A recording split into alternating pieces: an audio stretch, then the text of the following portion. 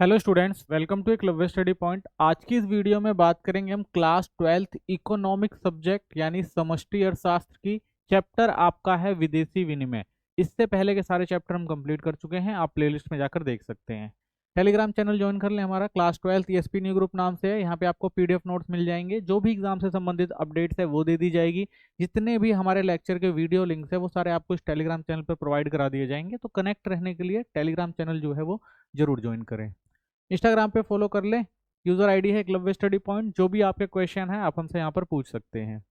Website हमारी visit करें जरूर, eklavyastudypoint.com नाम से है। यहाँ पर आपको सारे सब्जेक्ट के chapter wise theory notes, MCQ question, short question, long question, ये सारे यहाँ पर प्रोवाइड करा दिए जाएंगे। और साथ ही पीडीएफ नोट्स जितने भी हमारे लेक्चर की है वो सारी आप यहाँ से डाउनलोड कर सकते हैं। ठीक है, चलिए शुरू करते हैं अपना चैप्टर। तो सबसे पहले समझते हैं हम विदेशी विनिमय क्या होता है, फॉरेन एक्सचेंज क्या होता है। ठीक है, तो देखिए विदेशी विनिमय का मतलब होता है दूसरे देशों की मुद्रा। ठीक है, तो विदेशी विनिमय का मतलब क्या है भाई? दूसरे देशों की मुद्रा, यानी हमारे देश की करेंसी रुपए को छोड़कर बाकी सभी देशों की करेंसी, जैसे डॉलर हो गया, पाउंड हो गया, येन हो गया, रूबल हो गया आदि, ये सारी जो मुद्राएं हैं, विदेशी मुद्राएं हैं, इनको हम क्या कहते हैं? विनिमय कहते हैं। विदेशी मुद्रा या विदेशी विनिमय कहलाती हैं। ठीक है, तो जितनी भी हमारे रुपए को छोड़ के हम किसी भी देश की जो मुद्रा की बात करते हैं उसे हम क्या कहते हैं? विनिमय कहते हैं। ठीक है, विदेशी विनिमय दर का अर्थ क्या है? ठीक है, तो एक वो तो हमने समझा कि भाई विदेशी विनिमय क्या होता है। विदेशी विनिमय का मतलब है जो भी दूसरी करेंसी है दूसरे देश की, वो हमारी विदेशी विनिमय है। ठीक है, लेकिन जब हम दर की बात करते हैं तो वैल्यू की बात करते हैं करेंसी की। ठीक है, यानी कि विदेशी विनिमय दर वह दर है जिस पर एक देश की मुद्रा को दूसरे देश की मुद्रा में बदला जाता है। ठीक है, जैसे रुपए को आप डॉलर में कन्वर्ट कर रहे हैं या डॉलर को रुपए में कन्वर्ट कर रहे हैं, तो इसे हम क्या कहते हैं? विदेशी विनिमय दर कहते हैं। ठीक है, यदि एक डॉलर 88 भारतीय रुपए का है तो इसका अर्थ है एक डॉलर से 88 रुपए खरीदे जा सकते हैं। तो इसे हम क्या कहते हैं? मौद्रिक विनिमय। ठीक है, यानी हम क्या कर रहे हैं? एक डॉलर से 88 रुपए ले रहे हैं, तो ये क्या हो जाएगा? हमारा मौद्रिक विनिमय हो जाएगा। या एक रुपए से अगर हम डॉलर को क्या करते हैं भाई? परिवर्तित करते हैं वास्तविक विनिमय दर में, तो डिवाइड कर देते हैं। ठीक है, तो आपका एक रुपया ऊपर आएगा, 88 डॉलर, 88 रुपये नीचे आएगा, एक डॉलर ऊपर आएगा, उसको डिवाइड कर देंगे तो वो क्या निकलता है? एक सेंट निकलता है। ठीक है, तो एक देश से दूसरे देश में जब हम व्यापार वगैरह करते हैं तो इस तरह से सेंट का जो है इस्तेमाल करते हैं हम। तो इसलिए विदेशी विनिमय दर यह दिखाती है कि एक देश की मुद्रा की कीमत दूसरे देश की मुद्रा में कितनी होगी। ठीक है, तो विदेशी विनिमय दर हमें क्या दिखाती है? कि भाई एक देश की करेंसी की वैल्यू दूसरे देश की करेंसी से कितनी है। विनिमय दर का महत्व क्या है? तो देखिए विनिमय दर का इस्तेमाल किस लिए किया जाता है? क्योंकि विदेशी व्यापार और निवेश के लिए आधार होती है। तो भाई आपको किसी भी दूसरे देश में अगर व्यापार करना है तो वो आपकी करेंसी वहां नहीं चलेगी। ठीक है, आपको उस देश की करेंसी से ही वहां पे ट्रेड करना पड़ेगा। तो इसीलिए भाई जब भी हम व्यापार और निवेश करते हैं विदेशों में, तो हमें क्या करना पड़ता है? एक विनिमय दर से अपनी करेंसी को एक्सचेंज करना पड़ता है। यह देश की आर्थिक स्थिरता को संकेत भी देती है कि भाई आपकी करेंसी की जितनी ज्यादा वैल्यू होती है उससे आपकी जो आर्थिक स्थिति, आपके देश की जो आर्थिक स्थिति है वो ज्यादा स्थिर दिखाई देती है। विनिमय दर में परिवर्तन के कारण, तो कई बार आप देखेंगे भाई जो हमारी विनिमय दर होती है उसमें परिवर्तन आता है। ठीक है, तो क्यों आता है परिवर्तन?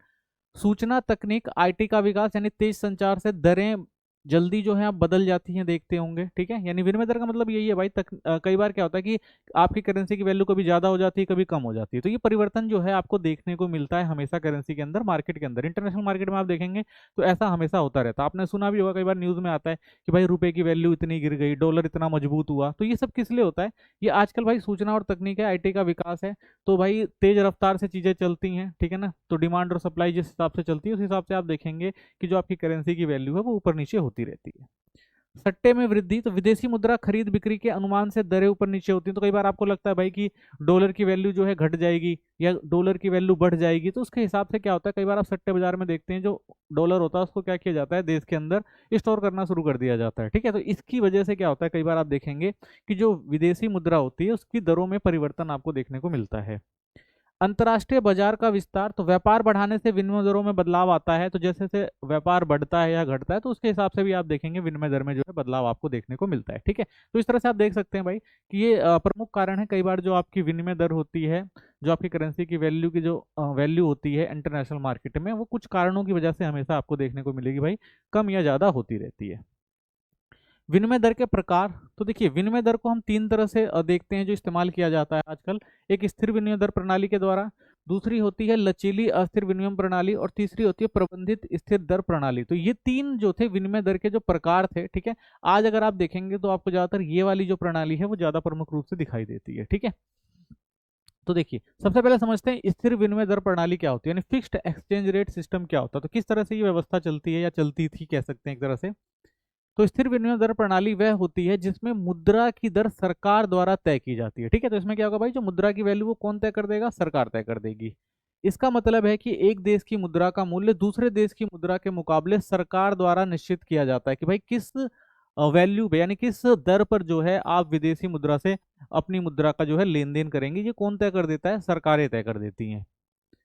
और यह दर लंबे समय तक स्थिर रहती है क्योंकि सरकार द्वारा दो सरकारों ने आपस में मिलकर भाई फैसला लिया है, तो ये लंबे समय तक यानी जब तक वो बदलाव नहीं करेंगे तब तक उसमें बदलाव नहीं होता, उसी के हिसाब से जो है वो विनिमय दर जो है वो चलती रहती है।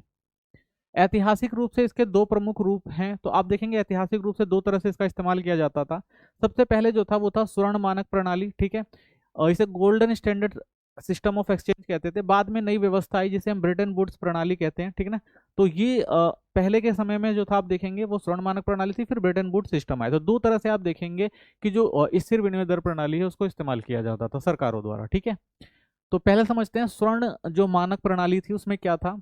तो इस प्रणाली के अनुसार 1920 के दशक से पहले सोने को सभी देशों की मुद्रा का सामान्य आधार माना गया था, ठीक है। कि सोने के आधार पर जो है हम क्या करेंगे, करेंसी की वैल्यू तय करेंगे। हर देश को अपनी मुद्रा का मूल्य सोने के रूप में तय करना होता था, ठीक है। तो जिसकी भी जो मुद्रा है, ठीक है, उस मुद्रा को वो क्या करेंगे, सोने के हिसाब से उसकी वैल्यू रखेंगे कि भाई आपकी मुद्रा की जो है सोने के हिसाब से क्या वैल्यू है, उसके हिसाब से जो है बाद में एक्सचेंज किया जाता था। तो हर देश की मुद्रा एक निश्चित मात्रा के सोने से जुड़ी होती थी। सरकारें वादा करती थी कि आप चाहें तो अपनी मुद्रा के बदले उतनी मात्रा में सोना ले सकते हैं, ठीक है। यानी आपके पास उस देश की जितनी करेंसी है, उन्होंने जो वैल्यू रख दी है सोने की, उतना सोना उस करेंसी के वैल्यू से आप ले सकते हैं, ठीक है। तो ये सरकारें तय करती थी। उदाहरण, यदि एक ब्रिटिश पाउंड है 4 ग्राम सोना और एक अमेरिकी डॉलर है भाई 2 ग्राम सोना, तो एक पाउंड में आप क्या कर सकते हैं भाई, $2 एक्सचेंज कर सकते हैं, ठीक है। तो ये किस हिसाब से तय हुआ, ये हुआ भाई कि आपकी जो करेंसी है उसकी सोने में क्या वैल्यू है। तो आप देख रहे होंगे यहाँ पे भाई कि जो पाउंड है वो क्या कर रहा है भाई, 4 ग्राम सोना, यानी उसने क्या किया भाई, 4 ग्राम सोना अपनी वैल्यू रखी है। अमेरिका ने कहा भाई हम अपने डॉलर की जो है 2 ग्राम सोना रखते हैं। तो इस हिसाब से जब भी एक्सचेंज होगा इसमें, यानी अगर आप एक पाउंड की वैल्यू जो रखेंगे $2, यानी आपको अगर हमारे यहाँ व्यापार करना है, आपको 1 पाउंड चाहिए, तो आप हमें कितना देंगे, $2 देंगे, ठीक है। तब हम आपको अपना 1 पाउंड देंगे। तो इस तरह से व्यवस्था चलती थी क्योंकि दोनों मूल्य सोने के आधार पर तय किए जाते थे, क्योंकि दोनों ने क्या किया भाई, अपने मूल्य किस पे तय कर दिए हैं, सोने पे तय कर दिए हैं। तो उसके हिसाब से ही जो है उनकी करेंसी का जो है वो लेन देन होगा। तो इसे mint par value of exchange या मिंट पैरिटी सिस्टम भी कहते हैं, ठीक है। तो इसका ये भी नाम हो सकता है, एमसीक्यू वगैरह में आ जाता है, तो ये आप याद रखिएगा। आगे है Brayton would system. Brayton would system of exchange क्या था, तो इस प्रणाली के अनुसार अमेरिकी डॉलर को सभी देशों की मुद्रा के लिए सामान्य आधार माना गया, ठीक है। तो इस सिस्टम में ये कहा गया कि भाई अमेरिका का जो डॉलर है उसको ही हम एक्सचेंज का आधार मानेंगे, ठीक है। तो हर देश को अपनी मुद्रा का मूल्य डॉलर के मुकाबले तय करना पड़ता था, ठीक है। तो आपको जो भी अपनी मुद्रा की वैल्यू रखनी है वो डॉलर के हिसाब से तय करनी पड़ती थी, ठीक है। उसके हिसाब से जो है व्यवस्था चलती थी। उदाहरण, भारत अपनी मुद्रा का मूल्य डॉलर में तय करता था। जैसे $1 मान लिया उन्होंने 4.76 रख दी, तो इसका मतलब क्या है कि भाई अगर डॉलर चाहिए आपको व्यापार करने के लिए, तो आपको भारतीय करेंसी 4.76 जो है वो देनी पड़ेगी, तब आपको डॉलर मिलेगा। इस प्रकार बाकी सभी देश भी डॉलर में अपनी मुद्रा को जोड़ते थे। तो इसी तरह हर देश जो थे उन्होंने क्या किया भाई, अपनी जो भी वैल्यू रखी डॉलर के हिसाब से, ठीक है, ताकि व्यापार जो हो सके। इसे एडजस्टेबल पैक सिस्टम यानी समायोज्य स्थिर प्रणाली भी कहा जाता है, क्योंकि आवश्यकता पड़ने पर दर में थोड़ी बहुत परिवर्तन की अनुमति होती थी, ठीक है। यानी आवश्यकता पड़ती थी भाई तो उसके हिसाब से थोड़ा बहुत बदल दिया जाता था, लेकिन एक बार जो वैल्यू सेट कर दी जाती थी उसके हिसाब से जो था ट्रेड होता था, ठीक है। तो ये पहले के टाइम की बात है। स्थिर विनिमय दर प्रणाली के लाभ और हानियां, तो भाई ये जो प्रणाली विकसित की गई थी तो इसके कुछ लाभ भी थे और कुछ हानियां भी थी, ठीक है। तो लाभ क्या थे, तो लाभ ये था भाई विनिमय दर में स्थिरता थी, यानी इस प्रणाली में दरें सरकार द्वारा तय होती थी, इसलिए मुद्रा का मूल्य बार बार नहीं बदलता था। इससे आर्थिक स्थिरता बनी रहती थी, ठीक है। तो इसका एक फायदा ये था भाई, आर्थिक स्थिरता बनी रहती थी, जो सरकार ने तय कर दिया उसी के आधार पर आपको क्या करना है, लेन देन करना है।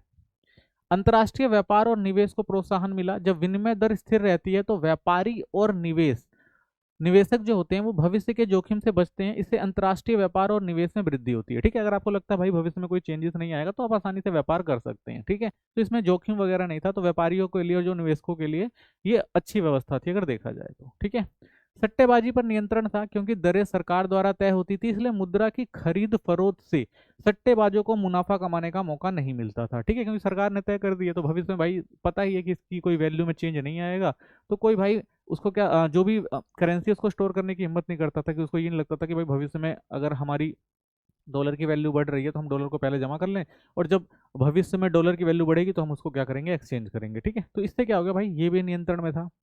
मुद्रास्फीति पर नियंत्रण था, स्थिर दर होने से आयात निर्यात की कीमतें स्थिर रहती थी, जिससे वस्तुओं के दाम अचानक नहीं बढ़ते थे, और मुद्रास्फीति महंगाई नियंत्रित में रहती थी। ठीक है, तो इसमें भाई भविष्य का अंदाजा होता नहीं था, जो एक पैटर्न पे चल रहा है चलता रहता था, तो इसलिए आप देखेंगे मुद्रास्फीति भी नहीं थी। ठीक है, यानी किसी चीज की कमी या ज्यादा होती नहीं थी, क्योंकि भाई भविष्य की चिंता नहीं थी, तो इसलिए जितना बनाना होता था उनको पता था भाई इतने रेट में बिक जाएगा, तो इसलिए कभी ये समस्या मुद्रास्फीति पर भी जो नियंत्रण था ये समस्या आती नहीं थी। हानियां क्या थी, तो देखिए भारी मात्रा में स्वर्ण भंडार की आवश्यकता थी, तो स्वर्ण मानक प्रणाली में मुद्रा का मूल्य सोने से जुड़ा था, इसलिए सरकार को बड़े बड़े सोने के भंडार रखने पड़ते थे, कि भाई कल को अगर कोई अपनी करेंसी एक्सचेंज करने आएगा तो सोने के रूप में देना पड़ेगा, तो इसलिए भाई सोने का भंडार रखना जो था वो बहुत जरूरी था। विनिमय दर तय करने में कठिनाई थी, मुद्रा का सही मूल्य तय करना कठिन होता था, क्योंकि यह कई आर्थिक कारकों जैसे व्यापार संतुलन पूंजी पर निर्भर करता था। तो विनिमय दर तय करने में भाई कई बार कठिनाई होती थी, कई बार क्या होता है भाई कि व्यापार संतुलन या पूंजी जो निवेश होता है वो कभी कम और ज्यादा होता रहता है। ठीक है, तो अगर भाई सेम वैल्यू रहेगी, अगर किसी को नुकसान हो रहा होगा तो वो क्या करेगा भाई, अगर उसकी कम वैल्यू ही नहीं होगी तो वो व्यापार करने की कोशिश ही नहीं करेगा, सोचेगा भाई इसको घाटा हो जाएगा। तो ये थोड़ी एक समस्या थी। ठीक है ना, तो मुद्रा का सही मूल्य तय करना बहुत कठिन हो जाता था, तो कई आर्थिक कारक जैसे हमने देखा व्यापार संतुलन और पूंजी प्रवाह पर भी निर्भर करता था, तो इसमें बड़ी समस्याएं आती थी, तो इसको देख के चलना पड़ता था भाई, भविष्य को समझ कर और उसके हिसाब से निर्णय लेने पड़ते थे। मुद्रा के अधिक या कम मूल्यांकन की समस्या थी, तो कभी कभी मुद्रा का मूल्य वास्तविक स्थिति से अधिक या कम तय हो जाता था। ठीक है, और जिससे निर्यात आयात और विदेशी व्यापार प्रभावित होते थे। तो कई बार जो भाई कहते हैं ना कि वैल्यू रखनी है मुद्रा की, कि भाई अगर एक देश से दूसरे देश में कोई व्यापार कर रहा है तो उसकी एग्जैक्ट वैल्यू क्या रखी जाए, ठीक है, जिससे दोनों देशों को फायदा हो, तो कई बार ये सब चीजें जो होती है वो सही से काम नहीं कर पाती थी, जिससे क्या होता था एक देश से दूसरे सामान में जो आयात और निर्यात होता था उसमें बड़ी कठिनाई होती थी कि वैल्यू क्या रखी जाए भाई, किस हिसाब से सामान को बेचा जाए ताकि नुकसान ना हो। लेकिन कई बार क्या होता है भाई, इस देश में अलग वैल्यू है, दूसरे देश में कुछ अलग वैल्यू है, तो भाई जो अंदाजा था, जो मार्केट वैल्यू थी उसका अंदाजा सही से नहीं लग पाता था, तो इससे बहुत सारी समस्या आती थी लेन और देन में। ठीक है, ठीक है, नेक्स्ट हमारी जो आती है वो आती है लचीली परिवर्तनीय विनिमय दर प्रणाली। ठीक है, तो पहले हमने स्थिर वाली देखी, अब लचीली वाली देखते हैं। तो लचीली विनिमय दर वह दर होती है जो विदेशी मुद्रा बाजार में मांग और आपूर्ति के आधार पर तय की जाती है। ठीक है, तो इसमें विनिमय दर किस पे डिपेंड करेगी भाई, मांग और आपूर्ति पर पूरी तरह निर्भर करती है, अर्थात किसी मुद्रा की दर बाजार की ताकतें वे से स्वतः निर्धारित होती है। भाई जिसकी मार्केट में डिमांड और सप्लाई ज्यादा होगी उसकी जो करेंसी की वैल्यू उतनी ज्यादा होगी। ठीक है, तो ये जो भी दर थी वो किसने तय करी, मार्केट ने तय करी, इसीलिए इसे लचीली या परिवर्तनीय विनिमय प्रणाली कहा जाता है। तो जिस दर पर विदेशी मुद्रा की मांग और आपूर्ति बराबर होती है उसे संतुलन दर या सामान्य विनिमय दर कहते हैं। ठीक है, अगर ये दोनों चीजें मांग और आपूर्ति कहीं अगर बराबर हो रही है तो वही संतुलन दर होता है, और उसी पे क्या किया जाता है, एक्सचेंज कर लिया जाता है। इसे फ्लेक्सिबल इसलिए कहा जाता है क्योंकि दर बाजार की परिस्थितियों के अनुसार बार बार बदलती है। तो फ्लेक्सिबल क्यों है भाई, कि अगर मान लीजिए आयात और निर्यात पे जो भी फर्क पड़ रहा है किसी देश का दूसरे देश पर, तो उसके हिसाब से वो अपनी करेंसी को ज्यादा या कम कर सकते हैं। ठीक है, तो ये क्या थी, फ्लेक्सिबल थी। लाभ क्या था इसका, तो संतुलन दर का निर्धारण था, यानी मुद्रा का मूल्य अपने आप मांग और आपूर्ति के आधार पर संतुलित होता था, कि भाई कितनी मांग और कितनी आपूर्ति है उसके हिसाब से जो है पैसे जो भी वैल्यू होती थी उसको तय कर लिया जाता था। तो इसलिए कृत्रिम निर्धारक की आवश्यकता नहीं होती थी। ठीक है, तो कोई कृत्रिम निर्धारक है नहीं, डायरेक्ट क्या हो रहा है भाई कि इतना अगर आप ले रहे हैं, डिमांड है तो इतनी आप सप्लाई कर रहे हैं, तो इतनी आपको वैल्यू रखनी पड़ेगी, इतने में हम सामान लेंगे, इतने में सामान देंगे। तो कोई भाई स्थिर निर्धारक ही नहीं है कि कोई तय कर रहा हो कि भाई नहीं आप इतने पे ही लेंगे। ठीक है, तो जो मार्केट फोर्सेस कह रही हैं कि भाई इतनी डिमांड है तो इतना रखो, इतनी सप्लाई है तो इतना रखो, उसके हिसाब से जो व्यवस्था चलने लगी। भारी स्वर्ण भंडार की आवश्यकता नहीं थी, क्योंकि यह प्रणाली बाजार पर निर्भर करती थी, इसलिए सरकार को सोने के बड़े भंडार रखने की जरूरत ही नहीं थी। ठीक है, क्योंकि भाई लेन देन जो हो रहा है वो लाइव हो रहा है। ठीक है, और जो भी वैल्यू है वो लाइव तय करी जा रही है, तो इसलिए भाई भंडार रखने की जरूरत नहीं कि बाद में अगर कोई समस्या है तो एक्सचेंज करना पड़े। ठीक है, तो पहले से ही सारी चीजें जो थी वो तय हो जाती थी। मुक्त बाजार प्रणाली थी। इस प्रणाली में सरकारी नियंत्रण कम होता था, जिससे विदेशी मुद्रा का लेन देन स्वतंत्र रूप से होता था। ठीक है, तो इसमें क्या था भाई, सरकारी नियंत्रण था ही नहीं। जब सरकार कोई चीज नियंत्रण नहीं करेगी, सारा काम जो है वो कौन कर रहे हैं, बाजार कर रही है, लेन देन सब बाजार में हो रहा है, बाजार के द्वारा ही मुद्रा को तय किया जा रहा है। तो सरकार का जो था इन्वॉल्वमेंट कम हो गया, और इसलिए आप देखेंगे जो मुक्त बाजार प्रणाली आई और अपने हिसाब से लोग जो है वो ट्रेड करने लग गए। ठीक है, तो इसमें ट्रेड में जो कोई समस्या नहीं आई। ठीक है, आराम से विदेशी मुद्रा का जो लेन देन होने लगा। मुद्रा के अधिक या कम मूल्यांकन की समस्या ही नहीं थी, क्योंकि दर बाजार से तय होती थी, इसलिए मुद्रा का मूल्य उसकी वास्तविक आर्थिक स्थिति को दर्शाता है। ठीक है, तो सरकार का इन्वॉल्वमेंट था ही नहीं। ठीक है, मूल्यांकन जो हो रहा है वो भाई आपकी कितनी वैल्यू है, कितनी आपकी डिमांड है, कितनी सप्लाई है, उसके आधार पर आप अगर करेंसी की वैल्यू रख रहे हैं तो वो आपके ऊपर डिपेंड करता है भाई, आप ट्रेड कर रहे हैं या नहीं कर रहे हैं, आपको फायदा है या नुकसान है, आपको जरूरत है कि नहीं है, तो वो सब कौन तय कर रहा है भाई, वो बाजार तय कर रहा है। तो इसलिए सरकार का इन्वॉल्वमेंट है नहीं, तो इसलिए मुद्रा की जो वास्तविक जो आर्थिक स्थिति होती थी वो सबको पता होती थी, और उसके हिसाब से जो है लेन देन होता था। हानियां क्या थी, विनिमय दर में अस्थिरता थी, मांग आपूर्ति में बार बार बदलाव होने से मुद्रा का मूल्य बहुत उतार चढ़ाव करता है, जिससे अस्थिरता आती है। ठीक है, तो ये एक समस्या है भाई कि विनिमय दर में कई बार अस्थिरता आती है, जिस तरह से मांग और आपूर्ति बदलती है तो उसके हिसाब से वैल्यू भी जो बदलती है, तो कई बार भाई जिसने जो सोचा होता है उसके हिसाब से जो है उसको वैल्यू नहीं मिल पाती, तो अस्थिरता रहती है। तो ये समस्या तो हमेशा रहती है। सट्टेबाजी की संभावना है, तो मुद्रा के मूल्य में बार बार परिवर्तन से सट्टेबाज लाभ कमा जाते हैं की कोशिश करते हैं, जिससे बाजार प्रभावित होता है। ठीक है, तो भाई सट्टेबाजी तो करते हैं, इनको अनुमान लग जाता है अगर किसी को कि भाई भविष्य में जो है डॉलर की वैल्यू कम होने वाली है, तो वो क्या करेंगे, मार्केट में जितने भी उनका पैसा है वो उनको निकाल देंगे, और उनको लगेगा भाई भविष्य में हो सकता है कि करेंसी की वैल्यू बढ़ जाए, तो वो क्या करेंगे, पहले से सारी की सारी करेंसी खरीद लेंगे, और जब डॉलर की वैल्यू बढ़ेगी तब उसको मार्केट में लेके आएंगे, और तब तक मार्केट जो होता है वो स्टेबल हो जाता है, और बहुत सारी समस्याएं भी आ जाती हैं। तो सट्टेबाजी की जो है संभावना हमेशा बनी रहती है, इसके अंदर आप देखेंगे तो मुद्रास्फीति की स्थिति भी रहेगी, क्योंकि मुद्रा के अवमूलन से आयात महंगा हो जाता है, जिससे वस्तुओं के दाम बढ़ते हैं और महंगाई बढ़ जाती है। ठीक है, मान लीजिए अगर भाई आपकी मुद्रा है, आपकी करेंसी की वैल्यू कम हुई है, तो उससे क्या होगा भाई, आप सामान खरीद नहीं पाएंगे बाहर से। ठीक है, जब आप सामान बाहर से नहीं खरीदेंगे तो देश का सामान जो होगा वो लिमिटेड हो जाएगा, और फिर क्या होगा, धीरे धीरे उस सामान की जो कीमत है वो बढ़ जाएगी। तो इससे आप देखेंगे भाई कि मुद्रास्फीति की स्थिति जो है कई बार आ जाती है।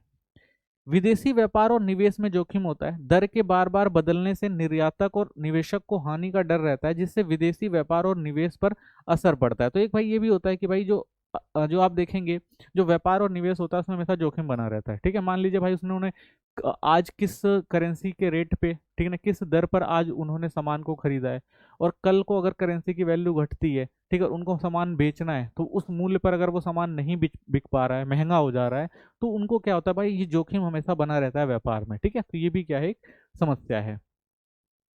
अब तीसरा समझते हैं, प्रबंधित लचीली विनिमय दर प्रणाली क्या होती है। ठीक है, मैनेज फ्लोटिंग जो रेट सिस्टम क्या किस तरह से काम करता है। तो इस प्रणाली में मुद्रा का मूल्य मांग और आपूर्ति की ताकतों से तय होता है, ठीक उसी तरह जैसे लचीली विनिमय दर प्रणाली है। ठीक है, तो ये बिल्कुल लचीली विनिमय दर प्रणाली की तरह काम करती है। सारी चीजें हैं वो मार्केट पे ही डिपेंड होती हैं भाई, जो डिमांड और सप्लाई है, जो मांग और आपूर्ति, तो उसके हिसाब से जो है यहाँ पे भी बाजार चलता है। लेकिन जब घरेलू मुद्रा का मूल्य बहुत अधिक गिरने लगता है, तो भारतीय रिजर्व बैंक हस्तक्षेप करता है ताकि दर बहुत नीचे ना जाए। तो मान लीजिए भाई मुद्रा का जो मूल्य है वो आप देखेंगे गिरने लग जाता है, तो उस समय फिर क्या होता है भाई, जो बाजार होता है वो अस्थिर हो जाता है। फिर बाजार को स्थिरता देने के लिए जो हमारी एजेंसियां हैं, भारत सरकार की एजेंसी है भारतीय रिजर्व बैंक, जो सारा लेन देन देखती है, विदेशी करेंसी देखती है, तो वो क्या करती है, इसमें हस्तक्षेप करती है, ताकि भाई बहुत दर जो है बहुत नीचे ना हो जाए, और जिससे हमारे बाजार में मंदी का दौर ना आ जाए, ठीक है ना, देश के अंदर आर्थिक समस्या ना आ जाए, तो उसको थोड़ा मैनेज करने के लिए जो है आरबीआई काम करती है। कैसे, इस प्रणाली में आरबीआई विदेशी मुद्रा जैसे डॉलर बेचता है, ताकि बाजार में विदेशी मुद्रा की आपूर्ति बढ़े और रुपया स्थिर रहे। ठीक है, यानी अगर हमारी मार्केट में पैसे की कमी हो गई है, तो हम बाहर से सामान खरीद नहीं पा रहे हैं, तो उस समय आरबीआई क्या करेगा भाई, मार्केट में क्या करेगा, डॉलर को बेचना शुरू कर देगा। ठीक है, एक रेट पे बेचेगा ताकि मार्केट में जो है डॉलर आ जाए, और जब डॉलर मार्केट में पर्याप्त मात्रा में आ जाएगा, तो जो समस्याएं चली आ रही है, मंदी मंदी चले आ रही है, वो कम हो जाती है। ठीक है, तो इस तरह से क्या करते हैं भाई, जो सरकारें होती है वो मैनेज करती हैं, ताकि जो आर्थिक अस्थिरता है उसको खत्म किया जा सके। ठीक है, तो इसे डर्टी फ्लोटिंग या गंदी तैरती दर प्रणाली भी कहा जाता है, क्योंकि ये पूरी तरह से मुक्त नहीं है, सरकार या केंद्रीय बैंक बीच बीच में दखल देते हैं। ठीक है, तो भाई इसे क्या कहा जाता है, डर्टी फ्लोटिंग भी कहा जाता है। क्यों, क्योंकि भाई अगर देखा जाए तो स्थिर विनिमय प्रणाली का मतलब भाई मार्केट फोर्सेस सब कुछ करेंगे, जैसे डिमांड सप्लाई है उसके हिसाब से बाजार चलता रहेगा। लेकिन इसमें इंटरफेयर कौन कर देती है? गवर्नमेंट कर देती है। और जब गवर्नमेंट इसमें इंटरफेयर कर रही है, जो एक व्यवस्था चल रही है उसमें अपने हिसाब से अगर गवर्नमेंट उसको मैनेज करने की कोशिश कर रही है तो इसलिए उसको डर्टी फ्लोटिंग कह दिया जाता है, ठीक है। लेकिन ये भाई सरकारों को करना जरूरी होता है, क्योंकि अगर सरकार हस्तक्षेप नहीं करेगी तो आर्थिक मंदी आ सकती है, देश की जो आर्थिक व्यवस्था है वो बेकार हो सकती है, ठीक है ना। तो मंदी का दौर वगैरह उभर कर आ सकता है, ठीक है। तो और बहुत सारी बेरोजगारी और ऐसी समस्याएं उभर कर आ सकती हैं, तो इसलिए गवर्नमेंट को भाई मैनेज करना ही पड़ता है, ठीक है। तो इसे इसलिए से क्या कहा जाता है? प्रबंधित लचीली विनिमय दर प्रणाली कहा जाता है, ठीक है। क्यों? क्योंकि इसमें थोड़ा गवर्नमेंट हस्तक्षेप करती है जब देखती है आर्थिक अस्थिरता आ रही है तो, ठीक है। अब आता है विदेशी मुद्रा दर और मांग का संबंध, ठीक है ना। तो विदेशी मुद्रा और उसकी दर जो होती है वो मांग पर किस तरह से निर्भर करती है, ये समझते हैं। तो देखिए, विदेशी मुद्रा की दर उसकी मांग के बीच विपरीत संबंध होता है, ठीक है। तो दर और मांग के बीच विपरीत संबंध होता है कैसे? जब विदेशी मुद्रा दर बढ़ती है, यानी $1 मान लीजिए 90 का हो जाता है, तो विदेशी वस्तुएं क्या हो जाती हैं? महंगी हो जाती हैं, ठीक है। यानी पहले जो एक सामान था $1 में, $1 जो था वो 90 का था, ठीक है। अगर मान लीजिए मुद्रा दर बढ़ा गई, $1 जो हो गया वो 90 का हो गया, तो जब वो डॉलर 90 का होगा उसकी कीमत बढ़ेगी, तो जो सामान आप मंगा रहे होंगे तो उसकी भी क्या होगी भाई? कीमत बढ़ जाएगी, ठीक है ना। तो विदेशी वस्तुएं क्या होंगी? महंगी होगी। तो इसलिए विदेशी मुद्रा की मांग घट जाती है, ठीक है। तो जब महंगी वस्तु होती है तो लोग सामान लेंगे नहीं, ठीक है। तो इसका मतलब क्या होगा भाई? मांग क्या होती है? घट जाती है, ठीक है। जैसे मान लीजिए कि भाई पहले आप देखेंगे कि रेट जो था, पहले जो था, ये थी क्वांटिटी और ये था रेट, ठीक है। कि भाई इस क्वांटिटी में और ये दर के हिसाब से ये सामान जो आ रहा था। लेकिन क्या होता है, आप देखते हैं भाई कि जब क्या होता है, विदेशी मुद्रा की दर उसकी मांग के बीच जब मुद्रा जो है दर बढ़ती है, ठीक है। यानी अब रेट देखेंगे, पहले रेट 1 था, अब रेट 2 हो गया। तो जैसे ही रेट 2 हो गया, यानी क्या हो गया? रेट 2 होने का मतलब क्या है कि डॉलर की वैल्यू बढ़ गई। तो जैसे ही डॉलर की वैल्यू बढ़ गई तो भाई लोग सोचेंगे कि अगर हम सामान लेके आ रहे हैं तो सामान महंगा होगा, तो वो क्या करेंगे भाई? सामान लेना कम कर देंगे, ठीक है। तो सामान लेना कम हो जाएगा। तो यही मतलब है कि भाई, कहने का मतलब यही है कि जब विदेशी कोई भी मुद्रा होती है उसकी दर जब बढ़ती है तो मांग जो होती है वो कम हो जाती है, ठीक है। तो विपरीत संबंध होता है, यानी रेट बढ़ा, ठीक है। अगर उन्होंने रेट बढ़ाया तो उसके बाद आप देखेंगे जो डिमांड होती है वो क्या हो जाती है? कम हो जाती है, ठीक है। जब विदेशी मुद्रा दर घटती यानी $1 80 का हो जाता है तो विदेशी वस्तुएं सस्ती लगती हैं, इससे विदेशी मुद्रा की मांग बढ़ जाती है, ठीक है। और उसके बाद क्या होगा? अगर मान लीजिए रेट जो था वो कम हुआ तो आप देखेंगे जो डिमांड होती है वो बढ़ जाती है, लोग ज्यादा सामान लेकर आएंगे, ठीक है। तो वही चीज है भाई, अगर क्या करेंगे, कह लेते हैं भाई क्वांटिटी अगर क्या हुआ, क्या नाम है, रेट अगर नीचे आएगा तो क्वांटिटी आप देखेंगे क्या होती है? बढ़ जाती है, ठीक है। तो मांग का जो इफेक्ट होता है वो किस पे? रेट पे तय करता है, ठीक है। इसलिए हम कह सकते हैं भाई विदेशी मुद्रा दर और मांग का जो संबंध होता है वो विपरीत होता है, ठीक है। रेट के बढ़ने पे क्या होगा भाई? डिमांड कम हो जाती है, लेकिन रेट घटता है तो डिमांड क्या होती है? बढ़ जाती है, ठीक है। नेक्स्ट, विदेशी मुद्रा की मांग। तो भाई विदेशी मुद्रा की मांग किस लिए होती है? क्यों जरूरत है भाई हमें विदेशी मुद्रा की?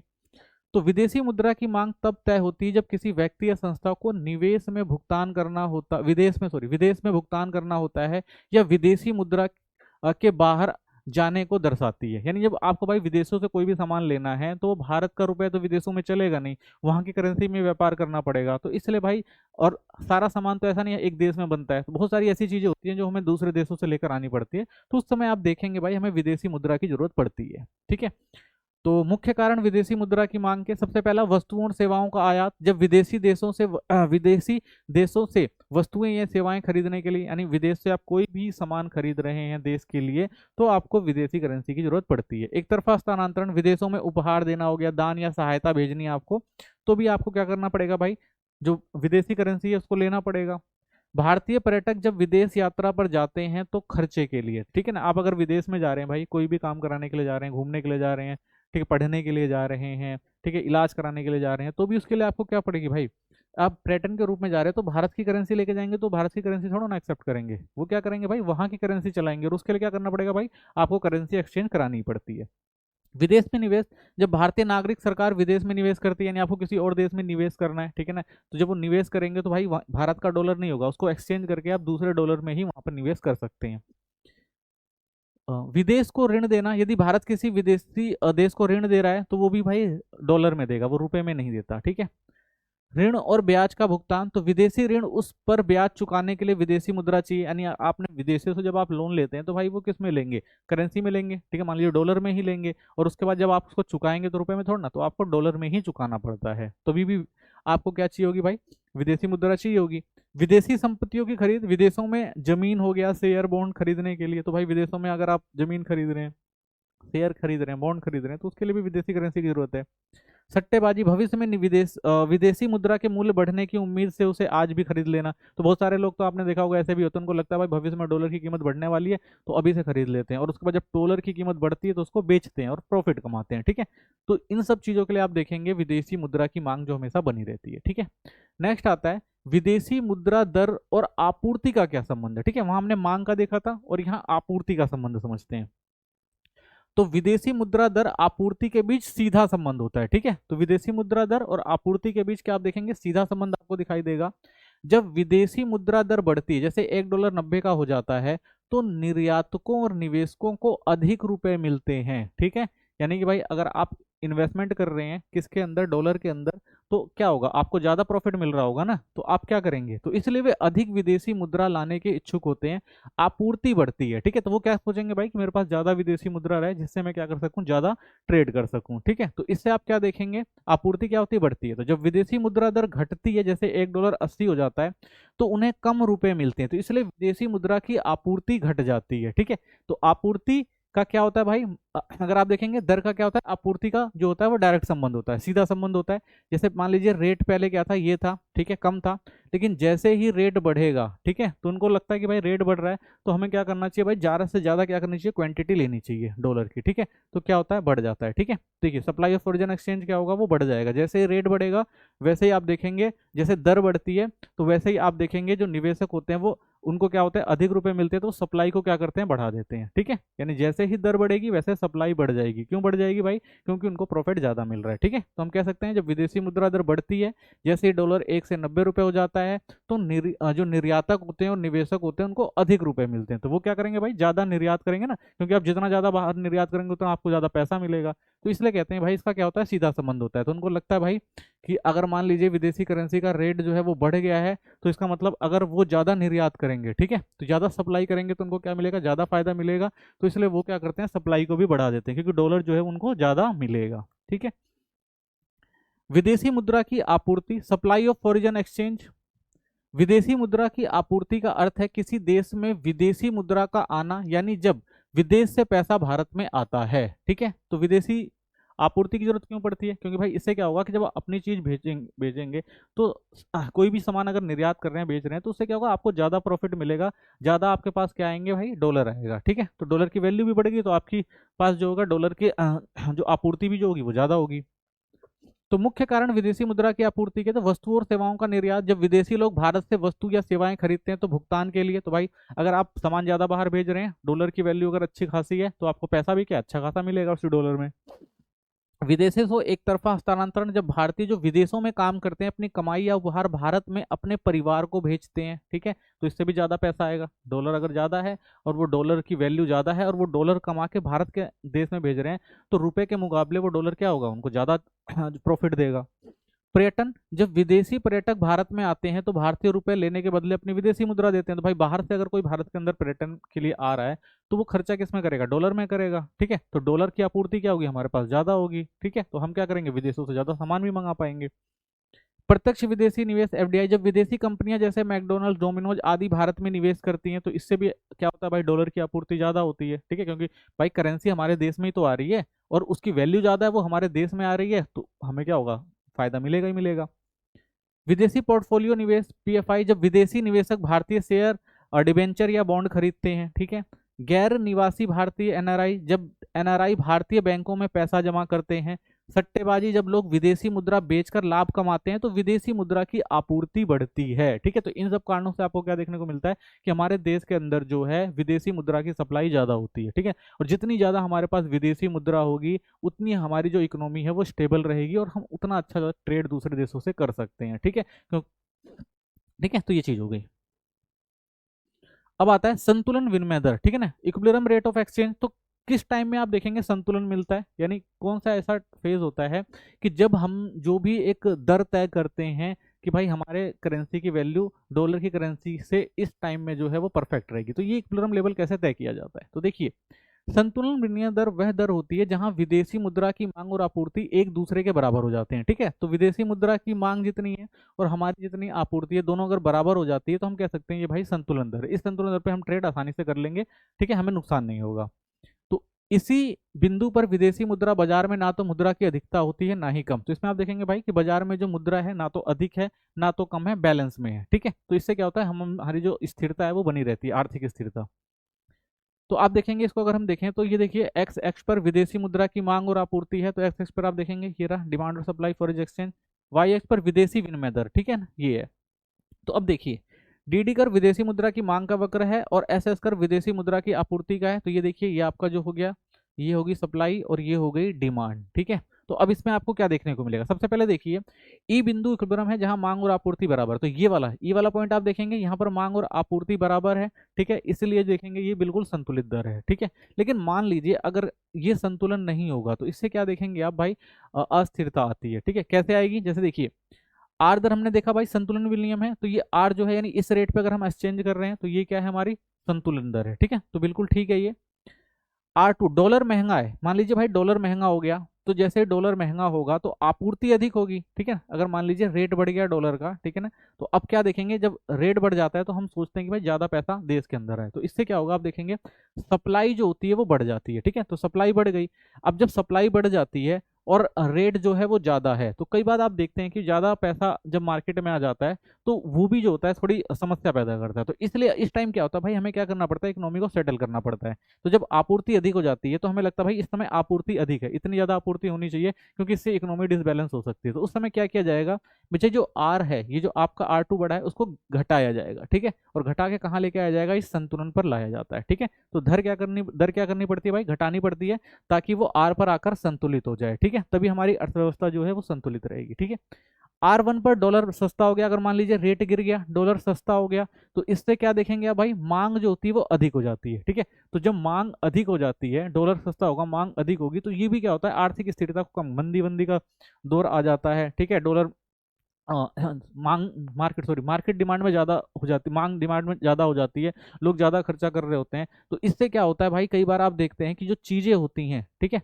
चीजें क्या होंगी, महंगी हो जाएंगी। ठीक है, तो उस चीज को भी गवर्नमेंट को कंट्रोल करना पड़ता है। तो स्टेबल करने के लिए गवर्नमेंट को क्या करना पड़ेगा भाई, दर को क्या करना पड़ेगा, बढ़ाएगी। तो गवर्नमेंट दर को बढ़ाएगी तो फिर वो कहाँ पे आ जाएगी, यहाँ पे इक्विलिब्रियम लेवल में आ जाएगी। ठीक है, तो इसलिए भाई जब हम विदेशी विनिमय की बात करते हैं, लेन देन की बात करते हैं, ठीक है ना, एक देश की अर्थव्यवस्था की बात करते हैं, मांग और आपूर्ति की बात करते हैं, तो उस समय क्या है, स्थिरता होना बहुत जरूरी है। ठीक है, तो संतुलन विनिमय दर होना जरूरी है ताकि ज्यादा जो है आप देखें ज्यादा सप्लाई भी ना हो और जो डिमांड भी ज्यादा ना हो। ठीक है, क्योंकि ये दोनों क्या करते हैं, कई बार भाई अस्थिरता लेकर आ जाते हैं, तो कई बार समस्याएं उत्पन्न हो जाती हैं। तो इसलिए एक फिक्स जो हमारा संतुलित विनिमय दर होता है उसको तय किया जाता है ताकि सब कुछ स्थिर रहे, ना मंदी आए, ठीक है ना महंगाई आए। ठीक है, तो इन सब चीजों को कंट्रोल करने के लिए गवर्नमेंट क्या करती है, कई बार आपने देखा भी था कि वो इंटरफेयर भी कर लेती है। ठीक है, तो इसलिए सबसे इक्विलिब्रियम लेवल क्या है भाई, जितनी मांग है उतनी आपूर्ति रहे, दोनों बराबर रहे, तो इस समय क्या होता है कि बाजार जो होती है वो संतुलित तरीके से चलती है। नेक्स्ट टॉपिक देखते हैं, अगला जो हमारा टॉपिक है वो है घरेलू मुद्रा का अवमूल्यन या विदेशी मुद्रा की मूल्य वृद्धि। यानी अगर एक तरह से देखें तो घरेलू मुद्रा का कम होना और जो विदेशी मुद्रा है उसकी दर का क्या है, बढ़ जाना। जब किसी देश की मुद्रा का मूल्य विदेशी मुद्रा के मुकाबले घट जाता है तो उसे घरेलू मुद्रा का अवमूल्यन कहते हैं। यानी विदेशी करेंसी है उसकी वैल्यू ज्यादा है, हमारी करेंसी जो है देश की उसकी कम है, तो उसे हम क्या कहते हैं, हमारे रुपए का क्या हो गया है, अवमूल्यन हो गया है। तो इस स्थिति में घरेलू मुद्रा कम मूल्यवान हो जाती है। यानी अगर हम विदेशों से कोई भी चीज सामान मंगा रहे हैं तो उस समय हमारी जो करेंसी है वो कम मूल्यवान होती है, उसकी जो करेंसी होती है वो ज्यादा मूल्यवान होती है। उदाहरण पहले $1 70 का था, अब $1 80 का हो गया। ठीक है, तो आप देख रहे हैं 10 रुपए का जो गैप आ रहा है, इसका मतलब क्या है कि भाई हमारी जो करेंसी की वैल्यू थी अब डॉलर के मुकाबले कितनी है, 10 रुपए जो ज्यादा है मजबूत हुई है। तो इसका मतलब कि पहले $1 खरीदने के लिए आपको 70 देने पड़ते थे, अब 80 देने पड़ रहे हैं। तो इससे स्पष्ट है कि भारतीय रुपया जो है वो कमजोर हुआ है और डॉलर का मूल्य जो है वो बढ़ा है। ठीक है, अब देखिए अवमूल्यन के कारण, तो हमने ये समझा कि भाई हमारे जो पैसा है, जो रुपया है, उसकी वैल्यू कम हुई है, तो इसके पीछे के कारण क्या होते हैं। ठीक है, तो सबसे पहला विदेशी मुद्रा की मांग में वृद्धि। यानी अगर हमें दूसरे देश में व्यापार करना है, ट्रेड करना है, तो हमें क्या चाहिए भाई, विदेशी मुद्रा की मांग है, यानी हमें विदेशी मुद्रा ही चाहिए। हम कहीं व्यापार करने जाएंगे, अमेरिका में व्यापार करने जाएंगे, तो हम रुपए लेके तो जाएंगे नहीं, हमें डॉलर की जरूरत होगी। तो हमें किसकी जरूरत है भाई, मांग किसकी, हमें हमें मांग है विदेशी मुद्रा, यानी डॉलर की हमारे पास मांग है।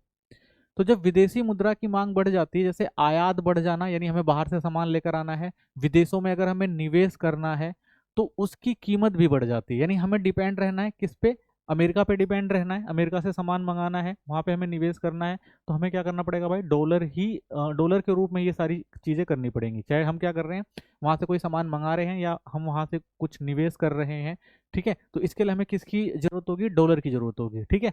तो डॉलर की जरूरत होगी तो हमें क्या करना पड़ेगा भाई, उस डॉलर को एक्सचेंज करना पड़ेगा अपने रुपए में।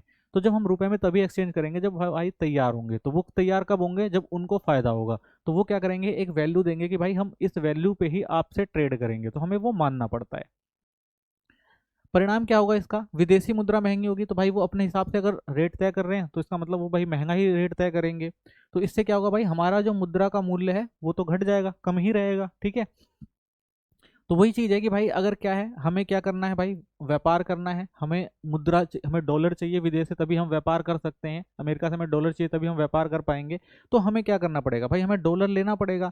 तो जब हम डॉलर लेंगे, ठीक है, तो डॉलर के लिए वो क्या करेंगे भाई, वो क्या करेंगे, तो हम डॉलर से ही तो सारा लेन देन करेंगे। तो हमें किसकी मांगे भाई, डॉलर की मांगे। तो हम डॉलर की, अगर हमें लगता है कि भाई हमें डॉलर के बगैर ट्रेड नहीं हो सकता, अगर हम कुछ भी करना है डॉलर में ही करना है, तो क्या होगा, पहले आप देखेंगे भाई डिमांड जो थी ये थी, ठीक है, तो इतनी क्वांटिटी थी, ठीक है। अगर आप देखेंगे तो भाई ये रेट था, इस रेट में भाई हम क्या कर रहे थे, मुद्रा की आपूर्ति कर रहे थे। लेकिन उनको पता है भाई उन्हें हमें से ट्रेड करना ही करना है, वो हमसे लेंगे ही लेंगे। तो वो क्या कहेंगे भाई, अब हम इस पे ट्रेड नहीं करेंगे। यानी इक्विलिब्रियम जो पहले ये संतुलन था ना भाई, मुद्रा का जो हमारा ये संतुलन था कि भाई इतने में 1 रुपये 70, यानी 1 रुपये जो था 1 डॉलर जो था वो कितने का था, 70 का था। उन्होंने कहा भाई हम अभी इस रेट पे नहीं करेंगे, हम कहेंगे भाई कि 1 डॉलर आप क्या करो 80 का करो, तब करके हम क्या करेंगे, आपको अपना डॉलर देंगे, ठीक है। तो जब वो डॉलर देंगे, वो रेट को बढ़ाएंगे, तभी तो क्या होगा भाई, डिमांड है तब तो हमें क्या करना पड़ेगा, उस डिमांड को पूरा करना पड़ेगा। तो यानी पहले जो हम 70 रुपये में रेट में जो हमारा संतुलन बिंदु था, वो हमें क्या करना पड़ेगा, नए रेट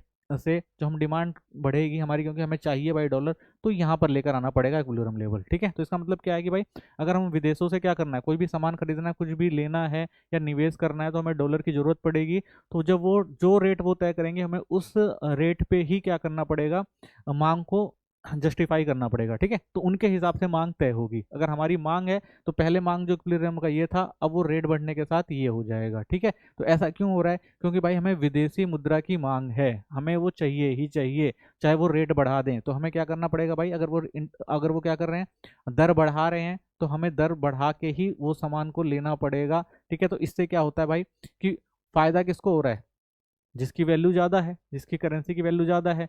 नुकसान किसको उठाना पड़ेगा भाई, उसको उठाना पड़ेगा जिसको वो सामान चाहिए, ठीक है। तो इसीलिए तो मांग वक्र डी डी से डी डैश तक बढ़ने लगेगा। यानी पहले जो रेट पे ये चल रही थी, क्योंकि भाई डिमांड बढ़ी है, हमें चाहिए, हमें तो ट्रेड करना ही करना है। तो अब वो डिमांड, नई डिमांड जो ये उभर कर आएगी, वो किस रेट पर आएगी, इस रेट पर उभर आएगी। क्यों आएगी, क्योंकि भाई मांग हमें चाहिए, हमें हमें जरूरत है, हमें क्या है, विदेशी मुद्रा की जरूरत है। तो उनके हिसाब से वो रेट तय करेंगे। विदेशी मुद्रा की आपूर्ति में कमी हो जाए तो, ठीक है, तो विदेशी मुद्रा की आपूर्ति, यानी अगर हमारे पास भाई आपूर्ति नहीं, हमारे पास डॉलर है ही नहीं, तो हम कैसे ट्रेड करेंगे। तो हमें डॉलर चाहिए होगा, तो उस समय भी वो लोग क्या करेंगे भाई, अपने हिसाब से रेट तय करेंगे। तो जब विदेशी मुद्रा की आपूर्ति घट जाती है, जैसे मान ले हम निर्यात कम हो रहा है या विदेशी निवेश निकल गया, यानी हम भाई निर्यात कर नहीं पा रहे, बाहर से हम पैसा लेके आ नहीं पा रहे हैं, डॉलर लेकर आ ही नहीं पा रहे हैं, लेकिन हमें और कहीं कुछ सामान मंगाना है, तो उसके लिए हमें क्या करना पड़ेगा भाई, डॉलर की जरूरत पड़ेगी।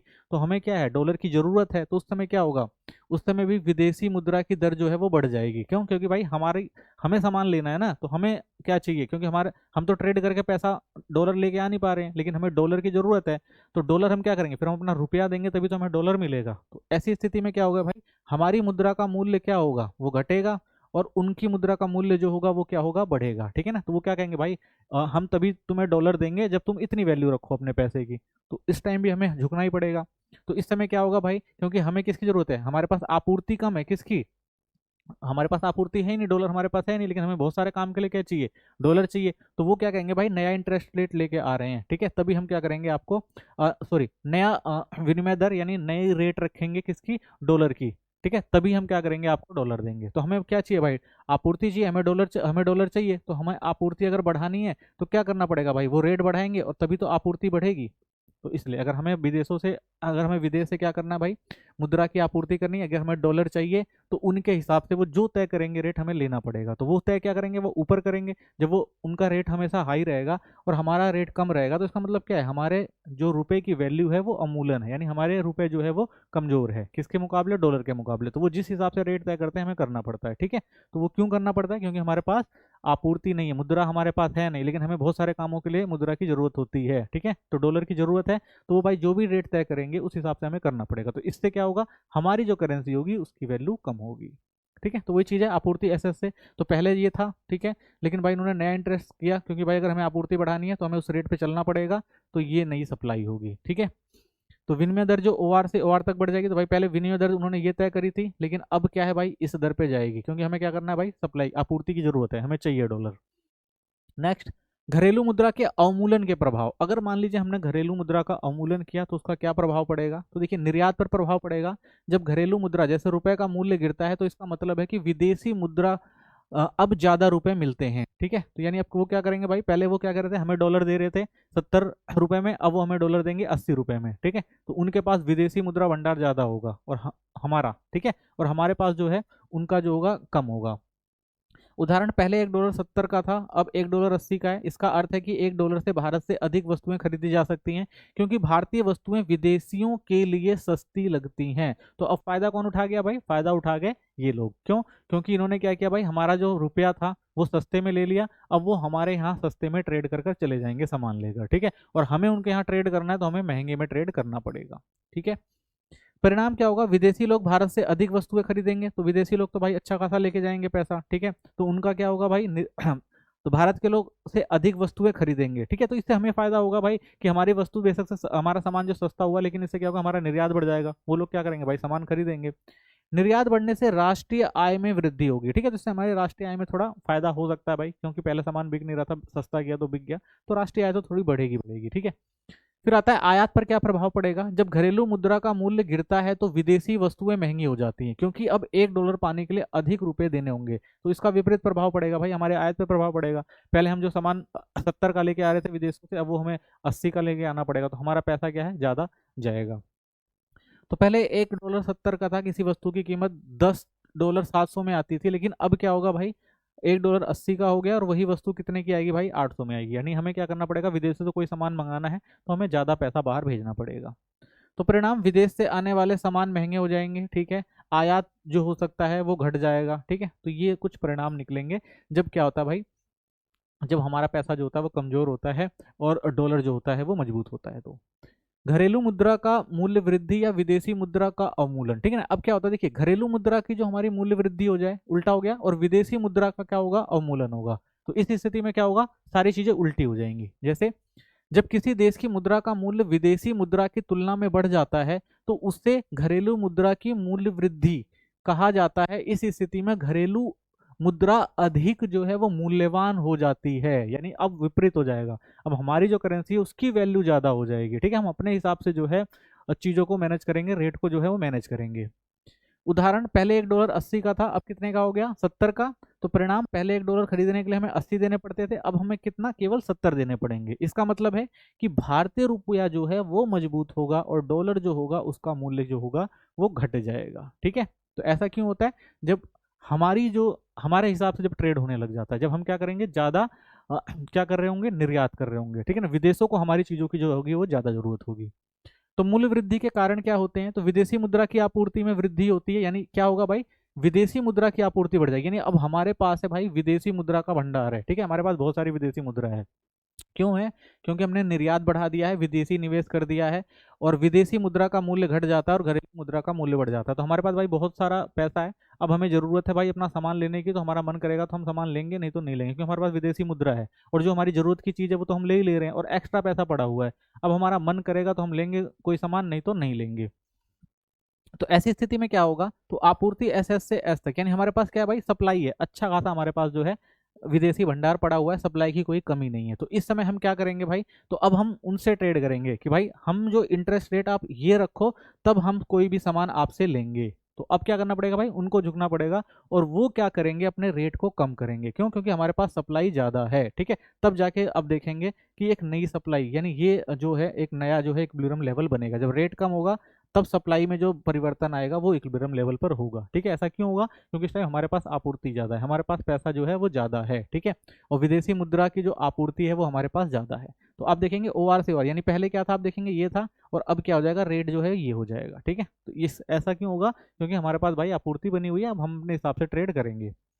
परिणाम क्या होगा, घरेलू मुद्रा का मूल्य बढ़ता है। तो इसमें क्या होगा भाई, घरेलू मुद्रा की वैल्यू बढ़ जाएगी ना, क्योंकि भाई हम अपने हिसाब से रेट को कम करके कर रहे हैं। यानी पहले जो था भाई 80 रुपए का था डॉलर, ठीक है, और अब 70 का हो गया। तो इसका मतलब क्या हुआ कि हमारा पैसा मजबूत है, अब हम विदेशों से ज्यादा सामान मंगा पाएंगे कम पैसे में, ठीक है। दूसरा, विदेशी मुद्रा की मांग में कमी हो जाए, ठीक है ना। तो विदेशी मुद्रा की मांग में अगर कमी है भाई, हमें चाहिए ही नहीं।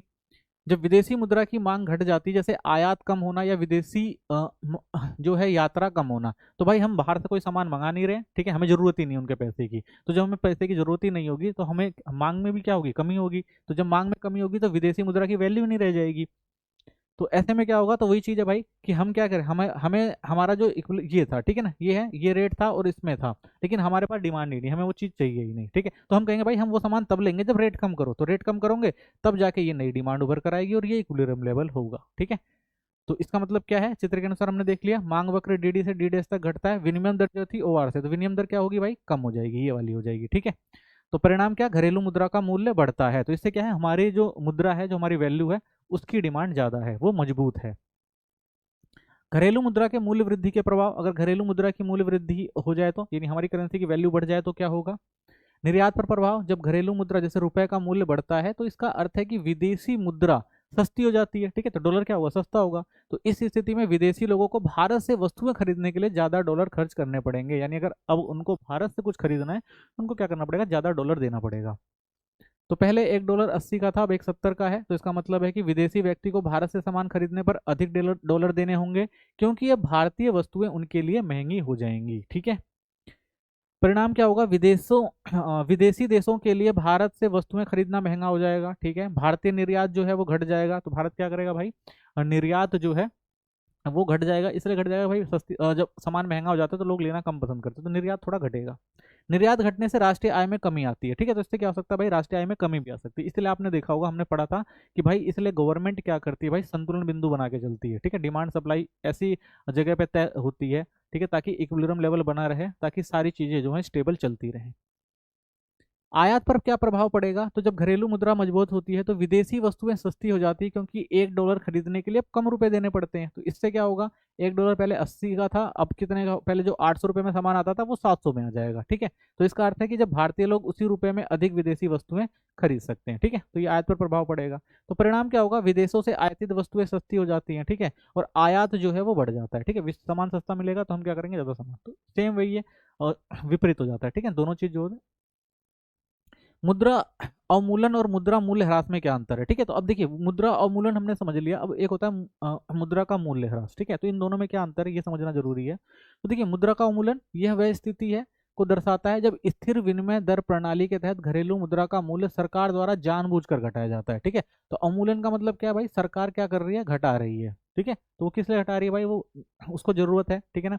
और अंतर्राष्ट्रीय स्तर पर विनिमय करना है, जरूरी है, तो सरकारें क्या आती हैं, घटाती हैं, ठीक है। नियंत्रण क्या है, यह सरकार या केंद्रीय बैंक के नियंत्रण में होता है। सरकार जानबूझकर मुद्रा का मूल्य कम करती है, ठीक है, क्योंकि ट्रेड वगैरह करना होता है तो गवर्नमेंट उसको कम कर देती है।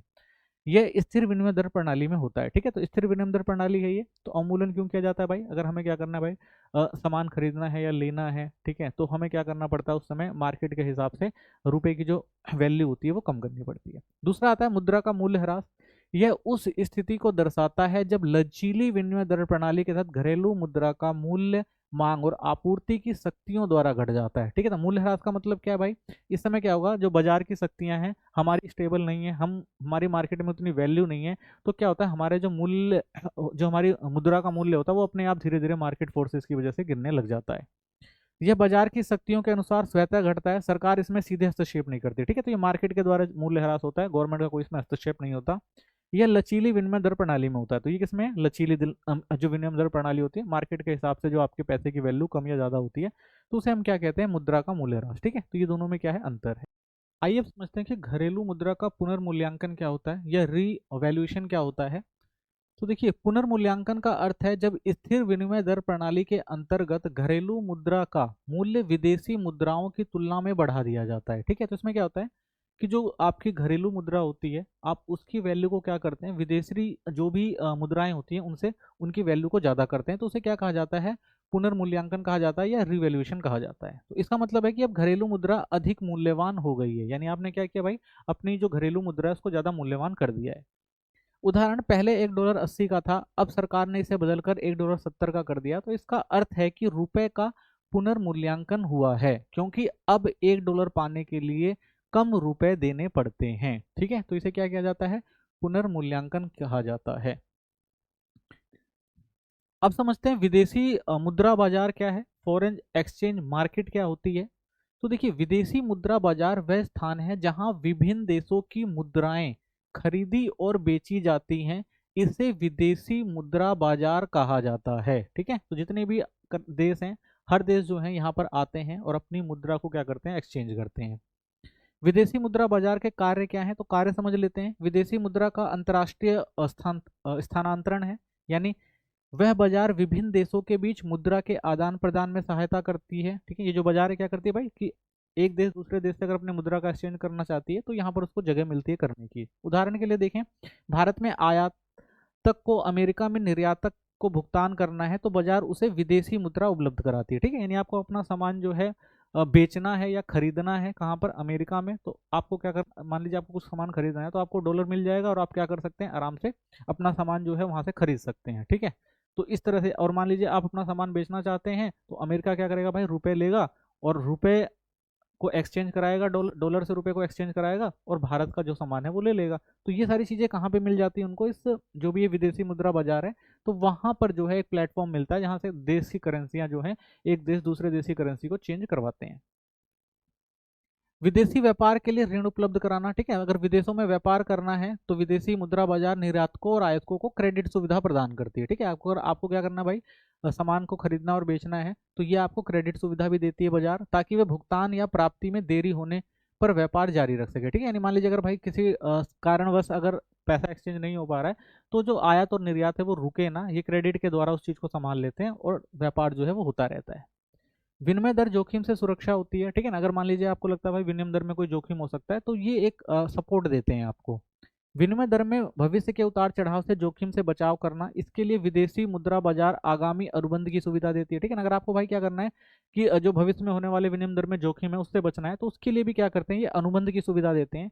यह बैंक भविष्य की तारीख के लिए एक निश्चित विनिमय दर पर मुद्रा खरीदने या बेचने का अनुबंध कर देते हैं कि भाई चलो आपको डर है कि मुद्रा की वैल्यू कम या ज़्यादा हो सकती है तो आप क्या करो, एक अनुबंध करा लो, तो उसी दर पर जो है आप व्यापार कर सकते हैं। ठीक है, उदाहरण, यदि किसी कंपनी को 3 महीने बाद डॉलर में भुगतान करना है तो वो आज ही तय कर डॉलर का अनुबंध कर सकता है ताकि भविष्य में दर बढ़ने से नुकसान ना हो। ठीक है, अगर आपको लग रहा है कि भाई आप 3 महीने बाद पैसे दे पाएंगे, लेकिन ये भी डर है कि हो सकता है कि भाई डॉलर की वैल्यू ज़्यादा बढ़ जाए तो ज़्यादा पैसा देना पड़ेगा, तो आप क्या करेंगे, एक अनुबंध करा लेंगे कि भाई 3 महीने तक मैं आपको इसी चीज़ पर जो है इतने डॉलर दे दूंगा, आप मुझे सामान दे दो। ठीक है, तो ये चीज़ें जो है यहाँ पर तय कर ली जाती हैं। ठीक है, तो विदेशी मुद्रा बाजार के प्रकार देख लेते हैं। तो प्रकार आप देखेंगे, सबसे पहले आता है आपका हाजिर बाजार, जिसे स्पॉट मार्केट कहा जाता है।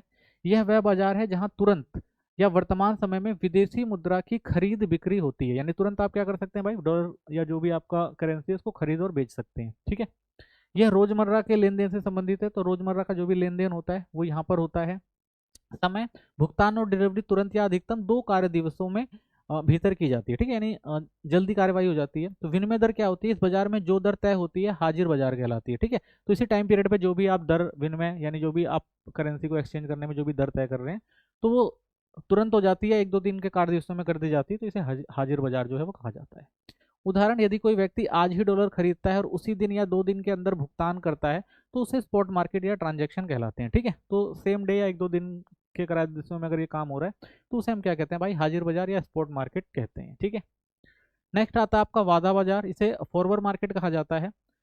यह वह बाजार है जहां विदेशी मुद्रा की खरीद बिक्री भविष्य में किसी निश्चित तिथि पर डिलीवरी के लिए की जाती है कि भाई आज आप खरीद लेंगे डॉलर और एक टाइम दिया जाएगा, उस टाइम पीरियड के अंदर जो है वो डिलीवरी होगी। ठीक है, समय क्या होता है, भुगतान और डिलीवरी भविष्य की किसी तिथि पर होती है, जैसे 1 महीने का, 3 महीने का या 6 महीने का, जो भी आपको अनुबंध करना है आप कर सकते हैं अपने टाइम के हिसाब से। विनिमय दर क्या तय करी जाती है इसमें, तो इस बाजार में जो दर तय होती है उसे फॉरवर्ड एक्सचेंज रेट या भविष्य विनिमय दर कहा जाता है। उदाहरण, यदि आज कोई कंपनी यह अनुबंध करती है कि 3 महीने बाद डॉलर खरीदेगी या बेचेगी, ठीक है, तो वो क्या करती है भाई, पहले से ही ये तय कर लेती है कि भाई मुझे अपना डॉलर जो है 3 महीने में इतने में बेचना है या इतने में खरीदना है। तो पहले क्या किया जाता है, अनुबंध कर लिया जाता है और आज ही विनिमय दर तय कर ली जाती है, भाई आज ही तय कर ली जाएगी, तो 3 महीने के बाद भाई इसी रेट पे आप खरीदेंगे और बेचेंगे, ठीक है, तो ये अनुबंध हो जाता है। तो यह फॉरवर्ड मार्केट ट्रांजेक्शन कहलाता है, ठीक है, तो पहले से ये चीज तय कर ली जाती है, तो इसका मेन मकसद ये होता है भाई भविष्य के जोखिम से बचा जा सके, ठीक है। तो इसी के साथ ये चैप्टर खत्म होता है। चैनल को सब्सक्राइब करें, वीडियो को लाइक करें, कोई कमेंट है तो जरूर करें। धन्यवाद।